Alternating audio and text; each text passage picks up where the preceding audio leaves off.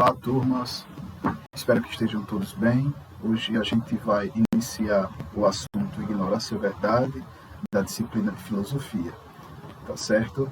Bom, esse tema, apesar do nome, né, são palavras simples que aparentemente nós conhecemos os significados, né, ignorância e verdade, né? Porém, na filosofia, ela vai se construir de uma maneira diferente, né? Porque a filosofia ela vai ter justamente a função de refletir sobre a realidade, né?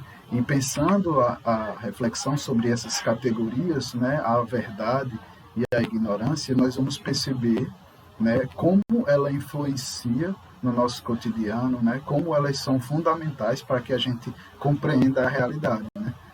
E aí, diante disso, nós vamos discutir um pouco sobre como a filosofia pensa essas categorias, né, essas concepções de verdade e de ignorância. Lembrando que essa aula vai ser de introdução, de início do assunto, e posteriormente nós vamos aprofundando em aulas seguintes, tá certo? A verdade como sentido de valor. A filosofia não é um conjunto de ideias de sistemas que possamos aprender automaticamente. Não é um passeio turístico pelas paisagens intelectuais, mas uma decisão ou uma deliberação orientada como um valor. E esse valor é a verdade. É o desejo do verdadeiro que move a filosofia e suscita filosofias, né? E o que isso quer dizer? Da verdade como sentido de valor, né? O sentido de valor é o que dá essa potência à busca pela verdade, né? Essa necessidade que nós temos de saber se algo é verdadeiro ou falso é que dá esse valor e esse sentido para que a gente compreenda ela na nossa realidade, né? E aí, diante desse valor, né, de toda essa importância que a verdade ela vai criar, né, no nosso mundo, é que a gente vai ter uma diversidade de forma de interpretação, né? Apesar de só existir uma verdade relacionada à questão dos fatos, né, como nós vamos discutir mais para frente, né, mas nós vamos perceber que esse valor é sentido individualmente, né, e que nós buscamos dar sentido a ele de maneiras diferentes, tá certo? A ignorância, né? A ignorância, né, ela vem do verbo ignorar, né, que é não saber de alguma coisa. Já a ignorância é não saber que não sabe. Ou seja, além de nós não termos consciência da realidade, nós acreditamos que sabemos, né? E aí essa ideia de não saber e achar que sabe, né, é o sentido filosófico da ignorância, né? E aí, diante disso, a gente vai poder trazer, inclusive, a reflexão de pensadores como Sócrates, né? Que tinha a sua máxima, né? No seu máximo do seu pensamento, que dizia, só sei que nada sei, né? Quando ele dizia que só sabia que nada sabia, era justamente que a busca pelo conhecimento e pela verdade deveria ser constante, né? E que ao questionar as pessoas, né, ele percebia que as pessoas também não sabiam o que respondiam, né? E aí isso se dá justamente, né? A ignorância, ela permanece na consciência humana no sentido de não questionar e duvidar as próprias crenças, né? A gente vai, como vocês devem ter visto em Introdução à Filosofia, né, as variadas formas de conhecimento, né? O conhecimento científico, conhecimento filosófico, conhecimento religioso, né?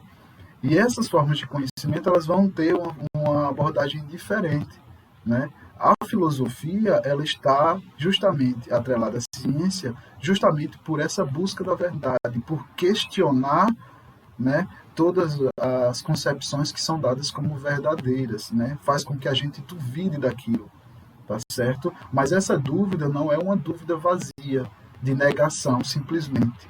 É uma dúvida que vai se construir a partir da pesquisa, né, e da busca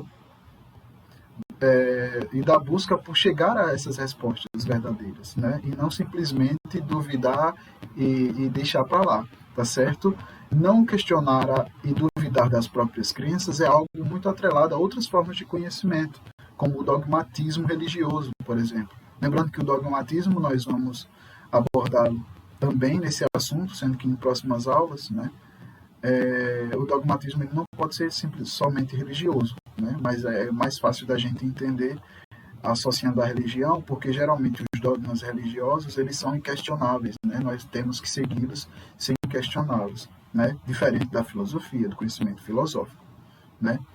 E outra questão da ignorância é que acreditamos que nossas crenças são tudo que há para saber, né? Por exemplo, quando nós acreditamos que tudo aquilo que nós entendemos sobre o mundo, da criação do mundo, é o suficiente para a nossa realidade, né? E a filosofia ela vai questionar, ela vai duvidar e vai buscar entender através de outros caminhos. A incerteza, né, já é o começo que nos leva à busca pela verdade, né? Não é isso? Quando a gente está com a incerteza, é justamente porque a gente já começa a pensar e a refletir, né? Descobrimos que somos ignorantes e que nossas crenças não explicam a realidade, ou não explicam a realidade de uma maneira satisfatória, né? Porque as crenças, elas, de uma certa forma, elas vão explicar a realidade, né? Porém, em determinado momento, podemos chegar a um questionamento justamente por não nos satisfazer, né?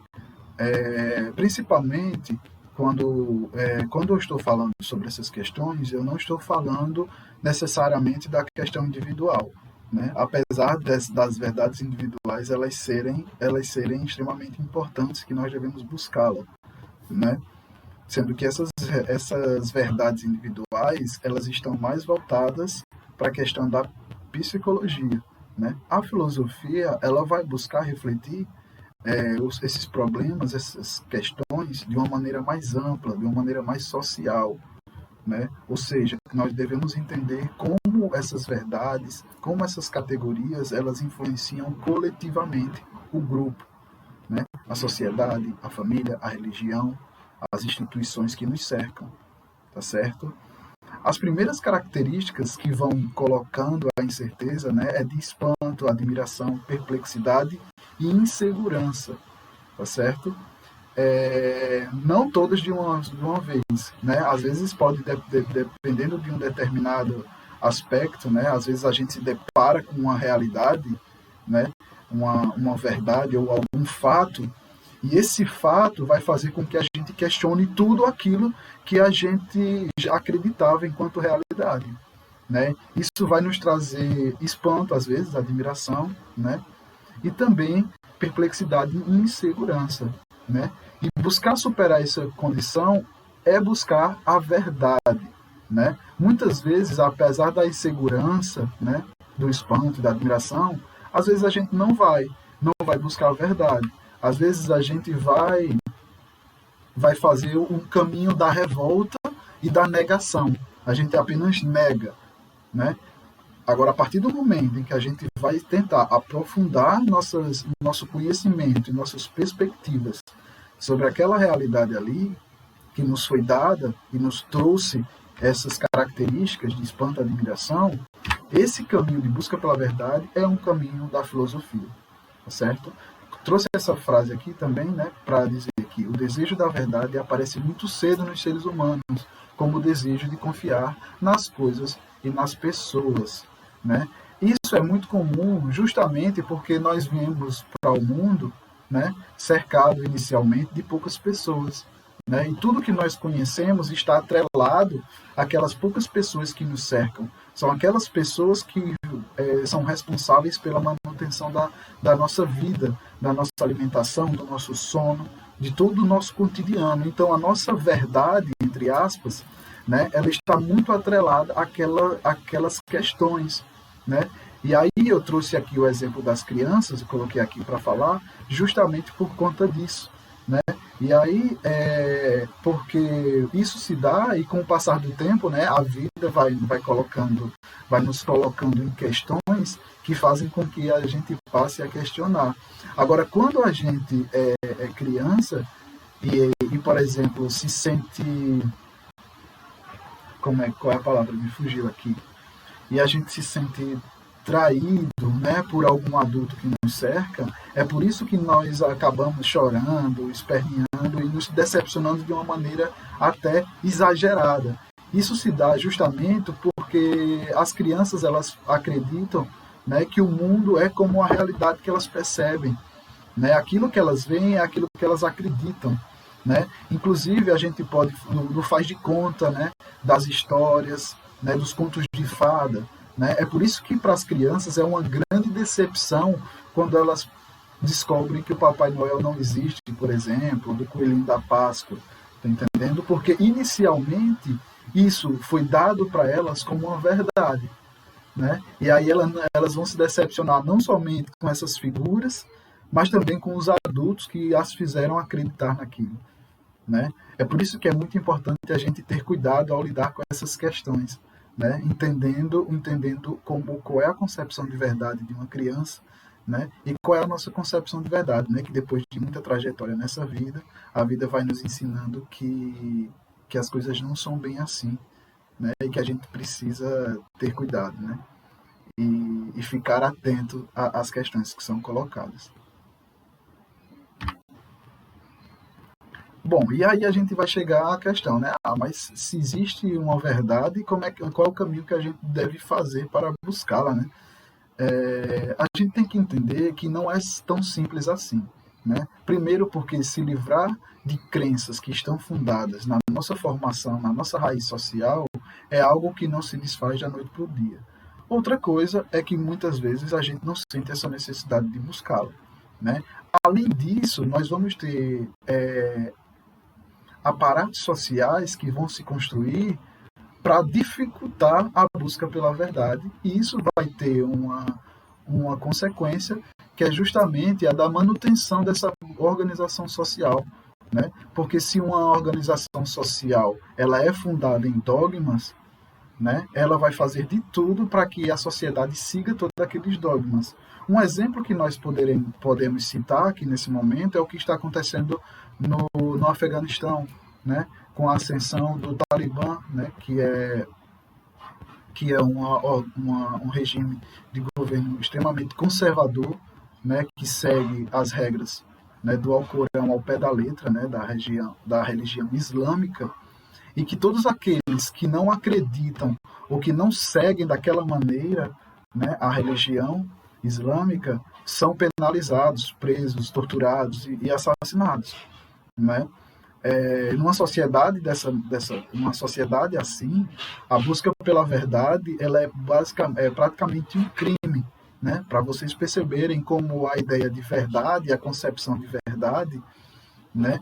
Ela é algo que influencia muito mais na nossa realidade do que a gente imagina, né? Porque, mais uma vez usando o exemplo lá do Afeganistão, a verdade é o que é dada pelo governo talibã, né?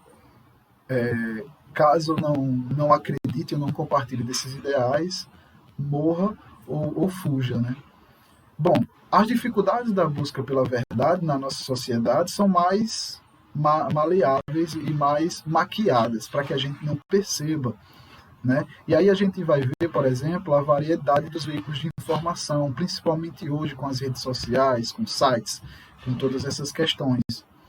Encontrar a verdade sobre um determinado fato ficou mais difícil justamente por conta dessa variedade de informação e que a gente deve ter bastante cuidado na hora de pesquisar, tá entendendo? Buscar sempre ler mais de uma fonte, buscar saber se aquela fonte é confiável, se for sobre história, saber se é um historiador conceituado, se for sobre jornalismo, buscar uma rede de jornalistas também confiável, e sim, isso a cada assunto, né? Se for sobre medicina, buscar sites, jornais e revistas confiáveis, né?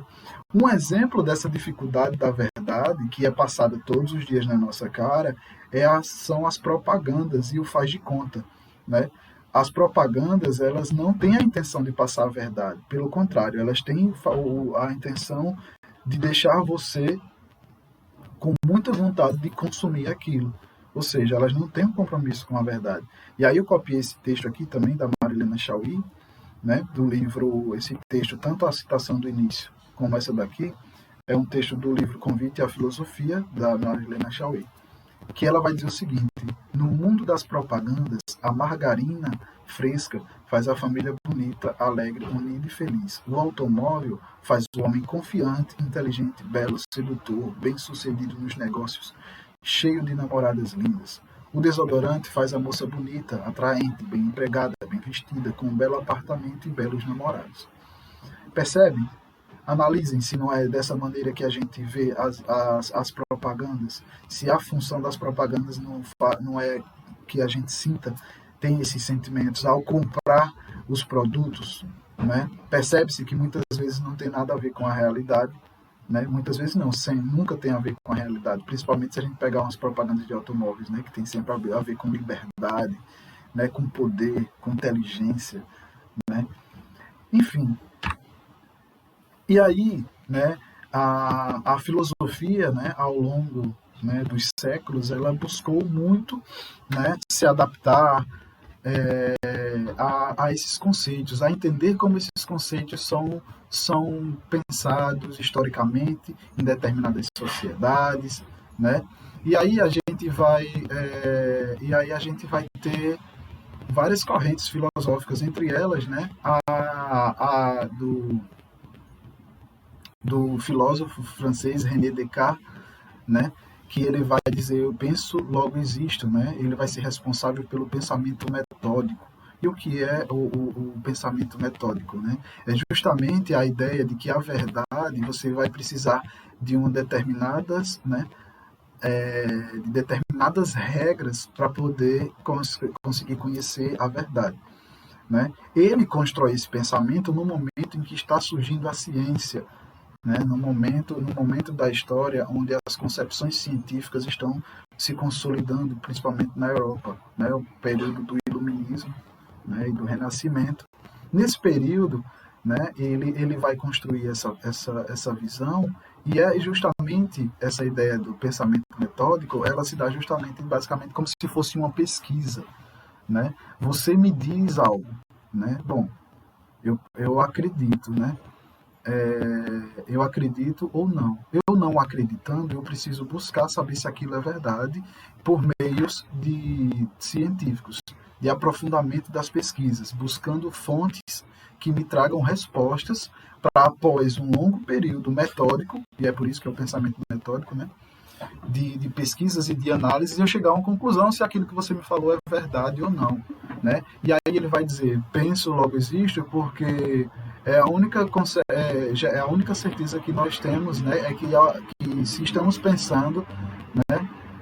É porque existimos. E até se a gente diz que não quer pensar, a gente já está pensando, não é verdade? Enfim, né? E aí a gente chega, né, ao longo da história, como eu falei para vocês, o Platão ele vai refletir também sobre essas questões, Descartes, Kant, né? E vai ter um pensador também alemão, o Hegel, né, que ele vai dizer que a história é um mito com sentido, né? E aí a gente chega a uma variedade de questões sobre o que é construído na nossa história, né? O que é essa ideia de que a história é um mito com sentido, né? Cada povo, cada corrente ideológica, cada grupo de interesse contará a história de acordo com a sua versão. E o que isso quer dizer? Isso quer dizer que a história, muitas vezes, ela é contada por aqueles que vencem, pelos vencedores, né? A história, ela, ao longo dos tempos e dos séculos, ela vem tentando quebrar com isso, né? A gente, por exemplo, a gente pode utilizar como exemplo a história da ideia de descobrimento do Brasil, né? Essa ideia de descobrimento, ela vem para dar visibilidade e enaltecer os colonizadores que chegaram aqui da Europa, né? Invadiram e saquearam tudo, toda a nossa riqueza, destruíram várias comunidades e civilizações e etnias que aqui viviam, tá certo? E ainda se passaram como descobridores, né? Como é que eles descobriram se aqui, por exemplo, já viviam milhões de pessoas, já viviam aqui no continente? Não é isso? Outro exemplo que eu coloquei aí para falar para vocês é o exemplo da Guerra do Paraguai, né? É um exemplo até interessante porque ele está sendo retratado em uma novela agora da Globo, eu acho que o nome da novela é Nos Tempos do Imperador, né?